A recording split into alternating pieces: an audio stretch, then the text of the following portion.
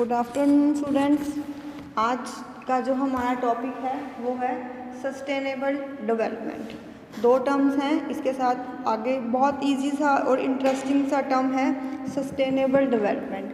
First of all we have to discuss what is the development. Development होती क्या है कि जब हम कोई जैसे डैम बना रहे हैं तो हमारी कंट्री क्या हो रही है, डेवलप हो रही है, हम डेवलपमेंट की ओर जा रहे हैं। हमने रोड्स अपनी अच्छी कर ली, हम ट्रांसपोर्टेशन हमने अच्छा कर लिया, दैट मीन्स क्या हो रही है, डेवलपमेंट हो रही है कंट्रीज़ में। सेम ऐसे हम अपने लोकल लेवल की अगर हम बात करते हैं, हमने अपना गांव सुधार लिया, उसकी सड़कें पक्की कर ली, चौपालें पक्की कर ली, बिल्डिंग्स जो हैं वहाँ पर वॉल सीमेंटेड हो गई हैं, बहुत अच्छा कुछ हम वहाँ पर कर रहे हैं कि मीन्स वी आर डेवलपिंग और हम डेवलपमेंट की ओर जा रहे हैं। अब यहाँ पर क्वेश्चन अराइज होता है कि क्या वो डेवलपमेंट सस्टेनेबल है, मीन्स कि सस्टेनेबल कि हम उसको कब तक संभाल कर रख सकते हैं, कब तक वो जो डेवलपमेंट है वो सस्टेन होके रहने वाला है। तो आज का जो हमारा टॉपिक है वो है सस्टेनेबल डेवलपमेंट, कि हमने डेवलपमेंट करनी है बट सस्टेनेबल डेवलपमेंट हमने करनी है। वो डेवलपमेंट कैसी होनी चाहिए, सस्टेनेबल होनी चाहिए। इसको मैं एक एग्जांपल लेना चाहूँगी कि सपोज करो एक बहुत रिच फैमिली है, उसके पास बहुत सारा सोर्स है, बहुत पैसा है, तो वो अपने आप को, अपनी फैमिली को बहुत डेवलप कर रहे हैं।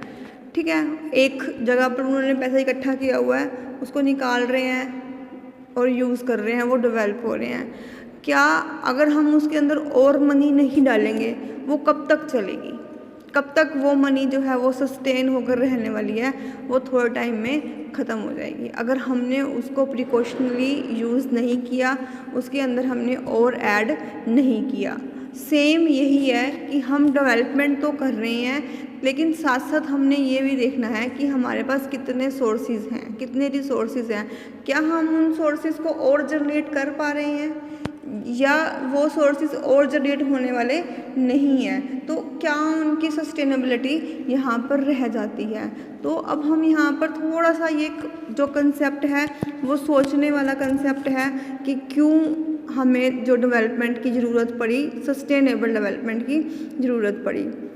अब जितने नेचुरल रिसोर्सेज हैं हम यूँ ही ख़त्म करे जा रहे हैं, ख़राब करे जा रहे हैं, तो हम अपनी फ्यूचर जनरेशन्स के लिए क्या छोड़कर जाएंगे, कुछ भी हम उनके लिए छोड़कर जाने वाले नहीं हैं। तो यही नीड है कि जितने रिसोर्सेज हैं हम अपनी नीड्स को भी फुलफ़िल करें, साइड बाय साइड हम कुछ ना कुछ प्रिजर्व करके रखें ताकि जो फ्यूचर जनरेशन है उसके लिए भी कुछ ना कुछ यहाँ पर अर्थ के ऊपर कुछ ना कुछ यहाँ पर रह जाए, ताकि वो लोग भी अपनी लाइफ जो है वो सस्टेनेबली जो है एक्सपेंड कर सकें।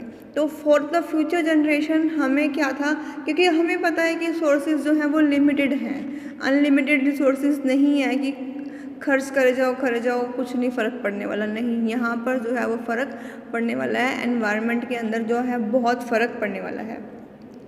तो जो ये कंसेप्ट है sustainable development is the result of the growing awareness of the global links between mounting environmental problems, social economic issues to do with poverty and inequality and concern about a healthy future for humanity।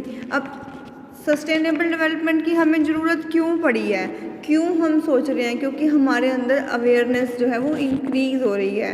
हम देख पा रहे हैं कि हम अपनी जिस speed से हम अपने सोर्सेज को एक्सपेंड कर रहे हैं, हम हमारे फ्यूचर जनरेशन के लिए कुछ भी छोड़ के जाने वाले नहीं हैं। तो जितनी भी एनवायरमेंटल प्रॉब्लम्स हम देख पा रहे हैं, फील कर पा रहे हैं, तो हमारी अवेयरनेस जो है दिख रही है।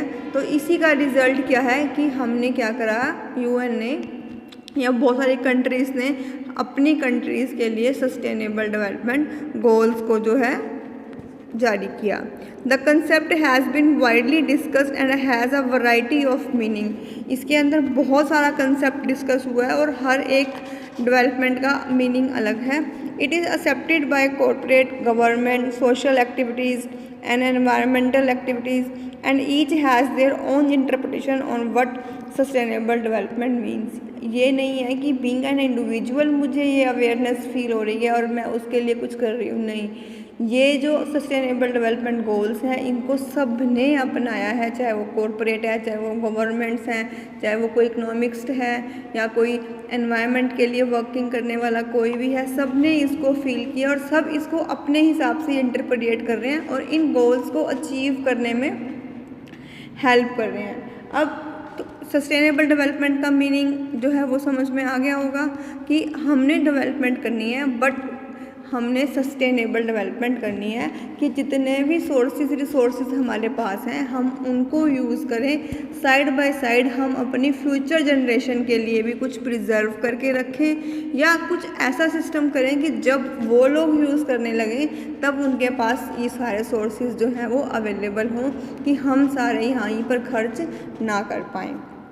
अब हम बात करते हैं कि इसकी हिस्ट्री की, कि क्यों हमें ज़रूरत पड़ी या ये कहाँ से शुरू होती है। To motivate countries to work and pressure sustainable development collectively the UN establish the Brundtland commission in 1983। Brundtland report हम पूरी ऑलरेडी डिस्कस कर चुके हैं। अगर किसी स्टूडेंट ने नहीं देखी हो तो एक बार आप उसको वहाँ से गो थ्रू कर लेना कि ब्रुटलैंड रिपोर्ट के ऊपर पूरा एक वीडियो ऑलरेडी बना हुआ है। तो ब्रुटलैंड जब कमीशन 1983 में हुआ तो वहाँ पर कोलेक्टिवली हमने सस्टेनेबल डेवलपमेंट की बात की और बहुत सारी कंट्रीज़ इसके लिए एग्री भी हो गई है। तो जो रिपोर्ट रिलीज़ हुई थी उसका नाम ही यही था, आर कॉमन फ्यूचर, कि हमने अपने कॉमन फ्यूचर की बात करनी है, हम अपने फ्यूचर के लिए जो है कंसर्न्ड है। और उस document coined and defined the meaning of the term sustainable development। Brundtland ने ही रिपोर्ट ने ही सस्टेनेबल डेवलपमेंट का मीनिंग और डेफिनेशंस जो है वो वहाँ पे क्लियर की थी। Sustainable development is the kind of development, development कैसी है, एक तरह की डेवलपमेंट ही है that means the need of the present without compromising the ability of future generation to meet their own needs, कि हमें अपनी नीड सेटिस्फाइड करनी है बट हम फ्यूचर के लिए कॉम्प्रोमाइज़ नहीं कर सकते, हम फ्यूचर को नज़रअंदाज नहीं कर सकते कि फ्यूचर में भी इस चीज़ की नीड होने वाली है। तो हमें अपनी एक्टिविटीज़ जो है वो थोड़ी सी चेकआउट करनी पड़ेगी, हमें थोड़ा सा एनवायरनमेंट के लिए अपना कंसर्न जो है वो शो करना पड़ेगा। और बहुत सारे ऐसी एक्टिविटीज़ हैं जो ह्यूमन एक्टिविटीज़ हैं जो एक इंडिविजुअल जो है सुधार कर सकता है, जिससे कि पूरा एनवायरनमेंट जो है, इनिशिएटिव की जो ज़रूरत की बात है वो एक इंडिविजुअल को ही उठाना पड़ेगा। अगर एक इंडिविजुअल अवेयर हो जाता है और वो अपनी एक्टिविटीज़ को चेकआउट करता है तो एनवायरनमेंट की बहुत सारी प्रॉब्लम्स जो है वो ईजीली सोल्व हो जाएंगी। तो इसके अंदर सस्टेनेबल डेवलपमेंट के अंदर की कंसेप्ट क्या है, the first concept of need. अब यहाँ पर पहला कंसेप्ट क्या है, की कंसेप्ट है need, in particular the essential need of the world poorest people to which they should be given overriding priorities. यहाँ पर अब बात हो रही है नीड की। Then the idea of limitation which is imposed by the state of technology and social organisation on the environment's ability to meet both present and future needs. क्योंकि अब देखो नीड है, सेकेंडली क्या है, लिमिटेड है, कि जितने भी सोर्सेज हैं एज वी डिस्कस अर्लियर कि जितने भी सोर्सेज हैं we don't have unlimited resources, we have limited sources. So हमें अपनी नीड्स भी फुलफ़िल करनी है, साइड बाय साइड हमें फ्यूचर जनरेशन का भी ध्यान हमने रखना है। Sustainable development is often presented as being divided into 3, economy, environment और डेवलपमेंट। यहाँ पर हम बात करें 3 चीज़ों की है, हमने यहाँ पर बात की है कि इकोनॉमी होनी चाहिए, डेवलपमेंट होना चाहिए और एनवायरनमेंट का डेवलपमेंट होना चाहिए और ये सोशली होना चाहिए। दीज 3 रिंग्स जो है वो इंडिविजुअल भी वर्क कर रहे हैं और दे आर आल्सो इंटरकनेक्टेड। ये तीनों के तीनों जो हैं आपस में इंटरकनेक्टेड हैं और इन तीनों के अंदर बैलेंस रहेगा तभी हम सस्टेनेबल डेवलपमेंट जो है वो कर पाएंगे, अदरवाइज़ हम सस्टेनेबल डेवलपमेंट जो है वो हम नहीं कर पाएंगे। उसके बाद हम बात करते हैं कि हमें इसकी ज़रूरत क्यों पड़ी, हमें सस्टेनेबल डेवलपमेंट की नीड क्यों है। First of all sustainable development जब हमने डिफ़ाइन की है तो ये नेशनल का बजट जो है, नेशन का बजट जो है वो सेव कर रहे हैं, क्योंकि ये बहुत सारी कंट्रीज़ आपस में मिलकर बात कर रहे हैं, फुलफ़िल कर रहे हैं नीड ऑफ पीपल, कि लोगों की ज़रूरतों को ध्यान में रखा जा रहा है। कंजर्व करके की थोड़ी सी बात की है कि we have to conserve the natural resources, help in coordination because it's not an individual task, it's a nationally और internationally connected, and conserve natural resources for future generations. ठीक है, ये थे सस्टेनेबल डेवलपमेंट। इसके बाद जो है सस्टेनेबल डेवलपमेंट गोल्स जो है आए हैं, ये इन सितंबर 2015 में जो है UN general assembly formally adopted the universal integrated and transformative 2030 agenda for sustainable development. UN ने a set of 17 sustainable development goals जो हैं वो एक्सेप्ट किए हैं इंटीग्रेटली, कि जितने भी ये 17 जो गोल्स हैं, यहाँ पर गोल्स की हम बात करते हैं कि कितने गोल्स हैं यहाँ पर 17 गोल्स हैं जो कि 2016 में अडॉप्ट किए गए थे और 2030 तक हमें इन्हें अचीव करना है, इन 17 गोल्स को। इन 17 गोल्स को अचीव करने के लिए 169 टारगेट्स रखे गए हैं। ठीक है, और 230 के अराउंड यहाँ पर पैरामीटर रखा गया है कि हम इनको चेक कर सकते हैं कि आइदर दे आर अचीव और नॉट अचीव। यहाँ पर बात करते हैं इसके अंदर कितने हैं, 6 एलिमेंट्स की बात करते हैं। 6 एलिमेंट्स में आएंगे 5 पीस प्लस डिग्निटी। 5 पीस कौन कौन से होंगे, people, planet, partnership, prosperity, peace and justice. इसके जो 5 पीस जो हैं सस्टेनेबल डेवलपमेंट गोल के अंदर रखे गए हैं। अब हम यहाँ पर बात करते हैं कि कौन कौन से वो मेजर गोल्स हैं। इससे पहले हम लोग यूएन ने MDG यानी कि मिलेनियम डेवलपमेंट गोल एस्टेब्लिश किए थे, वो थोड़े से नैरो थे, बट सस्टेनेबल डेवलपमेंट गोल का जो एरिया है वो बहुत फास्ट है। वहाँ पर सिर्फ 8 टारगेट रखे गए थे और उनका टाइम पीरियड भी इनसे कम था। यहाँ पर टोटल 17 टारगेट्स रखे गए हैं और टोटल 17 गोल्स रखे गए हैं और इनके लिए 169 टारगेट्स जो हैं वो फिक्स किए गए हैं। ठीक है, अब वो गोल कौन कौन से हैं। सबसे पहला है नो पॉवर्टी, कि 2030 तक जो पहला गोल है वो क्या है, नो पॉवर्टी, कि हमें यहाँ पर पॉवर्टी को बिल्कुल ही ख़त्म कर देना है, कोई भी पर्सन जो है गरीब नहीं रहने वाला। उसके बाद ज़ीरो हंगर, 2030 तक का ये नेक्स्ट गोल है कि कोई भी व्यक्ति गरीब नहीं रहे और ना ही कोई पर्सन भूखा रहे। जब हम एक फर्स्ट टारगेट को अचीव कर लेंगे कि पॉवर्टी ख़त्म हो जाएगी, तो इसके साथ साथ ज़ीरो हंगर भी ख़त्म हो जाएगा, कि जब कोई गरीब ही नहीं होगा तो कोई भूखा कैसे रहेगा।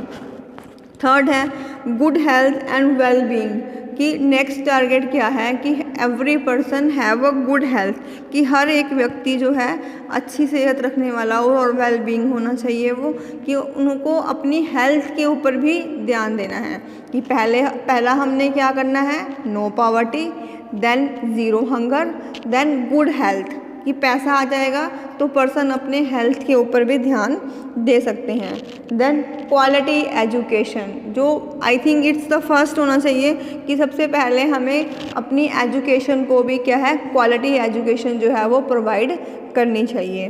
तो पहला क्या था, no poverty, zero hunger, good health, और फोर्थ है हमारे पास quality education. Then gender equality, अब यहाँ पर बात आ रही है कि मेल और फीमेल के अंदर हम डिफरेंसेस देखते हैं कि हमें यहाँ पर उनको डिफरेंस नहीं देखना है, दोनों की जो है इक्वालिटी सेम होनी चाहिए।